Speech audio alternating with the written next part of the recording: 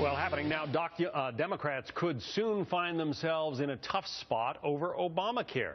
House Republicans saying it's only fair that ordinary Americans get a delay in having to get health insurance after the White House says it is letting some businesses off the hook in providing health insurance for at least a year.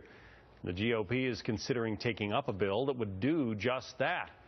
Jonah Goldberg is editor-at-large for the National Review. He is also a Fox News contributor. So much of this is about perception, Jonah, and many Democrats are saying, oh, the president's health care law would be gliding along smoothly if there wasn't so much Republican opposition.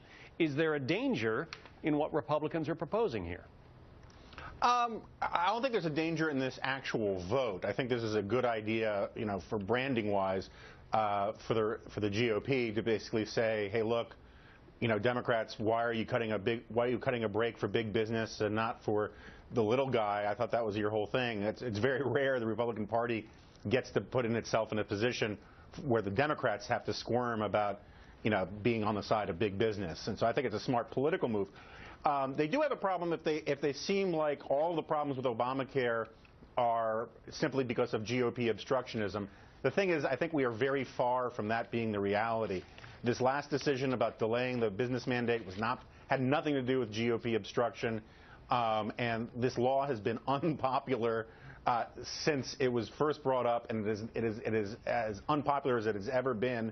And the idea that somehow the Republicans will get in trouble for being against a bill that are being against the law that the majority of the American people are against strikes me as sort of hard to figure that one out. So why, if Obamacare is this panacea that's going to cure all of our ills, I guess literally and figuratively in the healthcare system, why is the administration deciding to delay implementation of a huge chunk of it? Well, and we're getting to the point where, to sort of paraphrase Animal House, the Democrats just pick up the slogan, look, we fouled up, you trusted us, because it is just such an unbelievable mess. And we don't know all of the reasons why they're having to delay or put off the business mandate. This is not the first time they've had to cancel or change something in the law.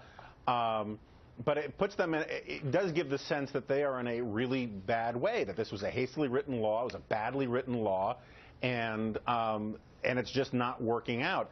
You hear a lot that the delay on the business mandate was because of the 2014 elections, and I think that's probably true at some level. I just don't know that it helps them that much, because it keeps the issue alive.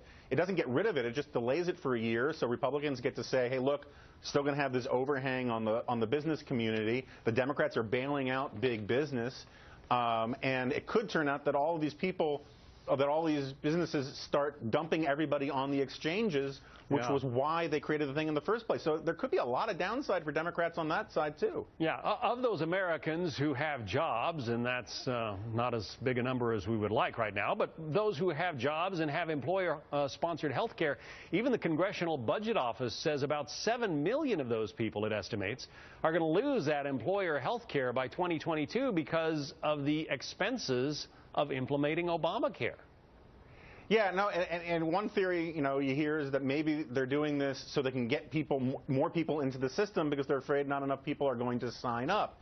The problem with this thing is, it's sort of a piñata. You can hit it from any angle and you'll get some reward because there are just so many problems with it, and so many of the problems are interconnected to each other. If one thing doesn't work, it creates problems somewhere else. It's sort of like when you have system-wide failure in a patient who's very sick. If you don't fix the liver, the kidneys go. If the kidneys go, the lungs go, blah, blah, blah, blah, blah. You sort of have the same problem with this. All of these things were sort of set up to counterbalance each other, and if they don't all work, none of them do. Wow.